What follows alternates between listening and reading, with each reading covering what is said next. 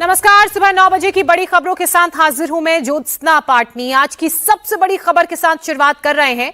अब तक इनकार कर रहे पाकिस्तान ने आखिरकार ये कबूल कर लिया है कि भारत की मिसाइलों ने उसके एयरबेसेस को तबाह किया है। पाकिस्तान के प्रधानमंत्री शहबाज शरीफ ने सरेआम ये स्वीकार किया है कि 9 और 10 मई की दरमियानी रात को हिंदुस्तानी मिसाइल्स नूर खान और दूसरे एयरबेसेस पर गिरी। शहबाज शरीफ ने यह भी कहा कि इन हमलों के बाद घबराए पाकिस्तानी आर्मी के जनरल आसिम मुनीर ने रात करीब 2:30 बजे उन्हें फोन किया और बताया कि हिंदुस्तान ने मिसाइलें दागी हैं। इन बयानों से पाकिस्तान का असली चेहरा और सच एक बार फिर से सामने आ गया है। सबसे पहले आपको सुनाते हैं कैसे फर्जी जीत का जश्न मना रहे पाकिस्तान के पीएम ने सबके सामने अपने एयरबेस पर अटैक की बात कबूल की। 9 और 10 की दरमियानी रात में तकरीबन 2:30 बजे शिफा सलार जनरल सईद आसिम मुनीर ने मुझे सिक्योर फोन पे मुझे बताया कि वज़ीर-ए-आज़म साहब, हिंदुस्तान ने अपने बैलिस्टिक मिसाइल्स अभी लॉन्च किए हैं। एक नूर खान एयरपोर्ट पे गिरा है और कुछ और दूसरे इलाकों में गिरे हैं। 9 और 10 की दरमियानी रात में तकरीबन 2:30 बजे शिफा सलार जनरल सईद आसिम मुनीर ने मुझे सिक्योर फोन पे मुझे बताया कि वज़ीर-ए-आज़म साहब, हिंदुस्तान ने अपने बैलिस्टिक मिसाइल्स अभी लॉन्च किए हैं। एक नूर खान एयरपोर्ट पे गिरा है और कुछ और दूसरे इलाकों में गिरे हैं। शहबाज शरीफ को आपने सुना। शहबाज शरीफ हो या फिर आसिम मुनीर, सबकी जुबान पर नूर खान बेस ही क्यों आया ये आपको बताते हैं। लेकिन उससे पहले नूर खान बेस की तस्वीर भी आप देख लीजिए। नूर खान बेस की जो तस्वीर मैं आपको दिखाने वाली हूं उसमें आप देखेंगे और समझ पाएंगे कि किस तरह से बिफोर एंड आफ्टर इंपैक्ट हुआ। देखिए, ये पाकिस्तान का नूर खान एयरबेस है, बड़ा स्ट्रेटेजिक, बड़ा इंपॉर्टेंट बेस है। रावलपिंडी जो पाकिस्तानी आर्मी का गढ़ है उससे बेहद नजदीक है। और ये 25 अप्रैल की तस्वीरें आप देख रहे हैं। जो पूरा इंफ्रास्ट्रक्चर आपको नजर आ रहा है वो पूरी तरह से सही है। ये जो रेड मार्क्ड एरिया आप देख रहे हैं, इस एरिया को देख सकते हैं। यहाँ पर बिल्डिंग्स हैं, इंफ्रास्ट्रक्चर है, सब कुछ आपको सही नजर आ रहा है। उसके बाद ये 10 मई 2025 की तस्वीरें आप देख रहे हैं। ये तस्वीरें बताने के लिए काफी है, गवाही दे रही है कि किस तरह से भारत की तरफ से जो हमला किया गया उसमें कितना नुकसान पाकिस्तान को हुआ है। यहां पर जो इंफ्रास्ट्रक्चर आपको पुरानी पिक्चर में नजर आ रहा था वो यहां पर नहीं है। यहीं पर भारत की तरफ से मिसाइल से हमला किया गया और इस पूरे बेस को तबाह कर दिया गया। पाकिस्तानी आर्मी का जो हेडक्वार्टर है वो रावलपिंडी में है और उससे ये बेस बड़ा नजदीक है। स्ट्रेटेजिकली ये बेस बहुत इंपॉर्टेंट है क्योंकि यहां पर फ्लाइंग स्क्वाड्रन तैनात रहती है। इसके अलावा यहीं पर जो रिफ्यूलिंग स्टोरेज है वो भी शामिल है। इसके अलावा पाकिस्तान की स्ट्रेटेजिक प्लानिंग डिवीजन भी है। जब यहां पर हमला हुआ तो पाकिस्तान अंदर तक हिल गया क्योंकि पाकिस्तान ने यह सोचा नहीं था कि भारत इतने अंदर घुसकर पाकिस्तान पर हमला करेगा, पाकिस्तान पर वार करेगा। और पाकिस्तान को इस बात का यकीन नहीं हुआ कि उसके सबसे सुरक्षित माने जाने वाले एयरबेस में भारत ने अपनी मिसाइल से अटैक कर दिया है। और यही वजह है जब शहबाज शरीफ को हमला याद आया तो नूर खान बेस का नाम उन्होंने सबसे पहले लिया। अब बोलारी एयरबेस की तस्वीरें हम आपको दिखा रहे हैं। इन तस्वीरों में भी आप समझिए, 27 अप्रैल 2025 की तस्वीरें आपने देखी। वहां पर एक इंफ्रास्ट्रक्चर बना हुआ था, बिल्कुल इंफ्रास्ट्रक्चर सही था। और उसके बाद जो 10 मई 2025 की हम आपको सखर एयरबेस की तस्वीरें दिखा रहे हैं। देखिए, पूरा इंफ्रास्ट्रक्चर तबाह कर दिया गया है। जो भारत की तरफ से एयर स्ट्राइक की गई थी उसमें सिर्फ रनवेज को निशाना नहीं बनाया गया पाकिस्तानी एयरबेसेस के, बल्कि उनके जो इंफ्रास्ट्रक्चर हैं, हैंगर हैं, ट्रेनिंग एरियाज हैं, उनको भी भारत ने अपने निशाने पर लिया।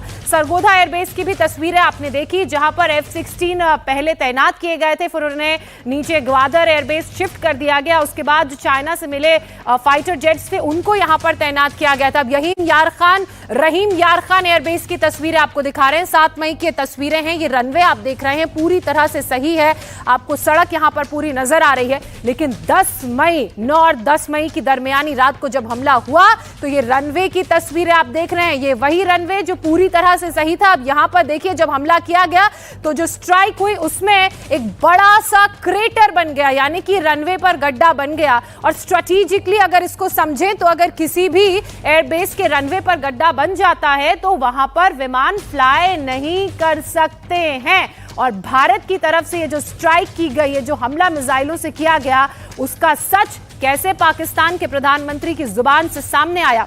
मनीष प्रसाद हमारे डिफेंस एडिटर इस वक्त हमारे साथ जुड़ चुके हैं। मनीष, देखिए अपनी प्रशंसा करते करते सच बता गए पाकिस्तानी प्रधानमंत्री। देखिए, शहबाज शरीफ के लिए इस समय सबसे बड़ी जो सिचुएशन है वो खराब पोजीशन वाली है। उसकी वजह है पाकिस्तानी आवाम के द्वारा उनको कोसा जा रहा है, जनरल आसिम मुनीर को कोसा जा रहा है कि उन्होंने जबरदस्ती युद्ध में ढकेल दिया। उसके अलावा जिस तरीके से भारतीय सेना और वायुसेना ने पाकिस्तान के एयरबेसेस को तबाह किया है, जिसमें वो खुद मानते हैं कि नूर खान हो, जकुआबाद, सरगोदा, उसके अलावा भुलारी, जितने भी एयरबेसेस हैं रहमियार खान तक के, सबको उन्होंने भारतीय सेना और वायुसेना ने अपनी मिसाइल से ब्रह्मोस से ध्वस्त किया। लेकिन अब ऐसे में फेस सेविंग एग्जिट के तौर पर वो अब मानने लगे हैं कि उनको नुकसान पहुंचा है, इसीलिए अब पब्लिकली जाकर वो इसको ओन कर रहे हैं। लेकिन एक और बात आप इसमें देखेंगे कि अपनी फेस सेविंग के तौर पर अपनी आवाम के सामने वो ये कह रहे हैं कि सीज फायर के लिए हमने बोला, लेकिन ये बहुत क्लियर है भारतीय सेना और डायरेक्टर जनरल मिलिट्री ऑपरेशंस के द्वारा, भारत सरकार के द्वारा, कि पाकिस्तान ने सीज फायर के लिए पहला कॉल 1:30 बजे किया, फिर उसके बाद जाकर 3:45 पर बातचीत हुई और फिर उसके बाद तय हुआ कि अगले 12 तारीख को 12 बजे जो तय होगा वो निर्धारित होगा, और शाम 5 बजे ये तय हो गया कि आने वाले समय में अब जाकर ये सीज फायर होगा। तो पाकिस्तान एक ऐसा देश है जो झूठ पर झूठ बोले जा रहा है, लेकिन उसके हर झूठ का पर्दा खुद वहां के लोग, वहां के हुक्मरान उठा रहे हैं। बहरहाल बने रहिए। पाकिस्तान ने यह भी कबूल कर लिया है कि किस कदर उसके एयरबेसेस तबाह हुए। उसके मन में इसलिए डर बैठा हुआ है क्योंकि भारत की तरफ से जो हमले किए गए थे। इसी बीच भारत और पाकिस्तान के बीच सीज फायर कल तक ही लागू है। सीज फायर आगे बढ़ाने पर कोई खबर अभी सामने नहीं आई है, लेकिन उससे पहले प्रधानमंत्री आवास पर एक बड़ी बैठक हुई जिसमें गृहमंत्री अमित शाह, विदेश मंत्री doctor S Jaishankar, NSA Ajit Doval शामिल रहे। जानकारी ये मिल रही है कि इस मीटिंग में आगे की रणनीति पर चर्चा हुई। पाकिस्तान लगातार सीज फायर जारी रखने की गुहार लगा रहा है, तो भारत ने साफ कर दिया है कि पाकिस्तान आतंकवाद को लेकर अपना स्टैंड पहले क्लियर करे, नहीं तो ऑपरेशन सिंदूर अभी भी जारी है, अभी भी बचा हुआ है। दरअसल भुज एयरबेस से रक्षा मंत्री राजनाथ सिंह ने पाकिस्तान को कड़ा संदेश दिया। राजनाथ सिंह ने कहा, पाकिस्तान को अभी प्रोबेशन पर रखा गया है, अगर उसका रवैया ठीक नहीं हुआ तो उसे फिर उसकी औकात दिखाई जाएगी। अभी भारत ने सिर्फ ट्रेलर दिखाया है, पूरी पिक्चर दिखाई जानी बाकी है।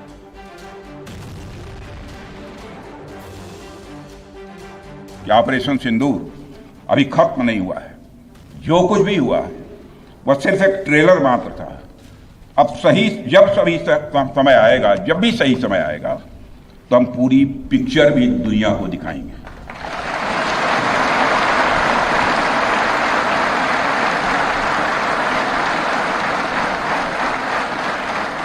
साथियों, आप सब तो जानते ही होंगे कि भारत में जब भी कोई उपद्रवी तत्व होता है जिसको लेकर यह आशंका रहती है कि यह भविष्य में कुछ उपद्रव कर सकता है, तो उसको मजिस्ट्रेट एवं पुलिस द्वारा गुड बिहेवियर के प्रोबेशन पर रखा जाता है। कोई गड़बड़ करता है तो उसको कुछ समय के लिए मजिस्ट्रेट गुड बिहेवियर के प्रोबेशन पर रखते हैं। अगर वह व्यक्ति प्रोबेशन के दौरान कोई भी शरारत करता है तो उसे उचित दंड भी दिया जाता है।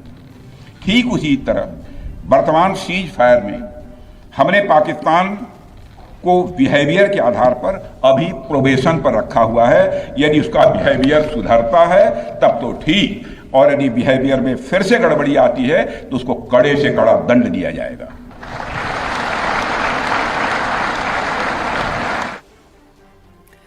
रक्षा मंत्री राजनाथ सिंह के बयान से पाकिस्तान की आवाम और सरकार दोनों डरी हुई है। कल पाकिस्तान अपनी आवाम को बरगलाने के लिए थैंक्स गिविंग डे मना रहा था, लेकिन उसके सियासतदान इस फिक्र में उलझे थे कि सीज फायर का क्या होगा।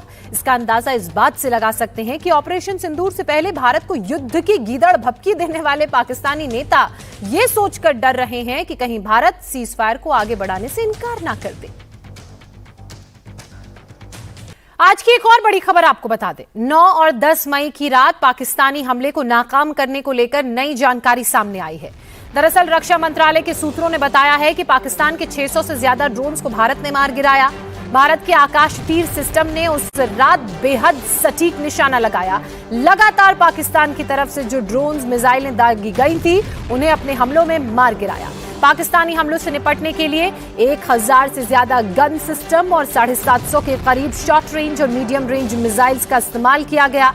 पाकिस्तान की तरफ से हमले की आशंका पहले से थी, इसलिए एक जॉइंट एयर डिफेंस सिस्टम भी भारत की तरफ से तैयार किया गया, जिसमें इंडियन एयरफोर्स, इंडियन आर्मी ने मिलकर एक साथ ऑपरेशन किया।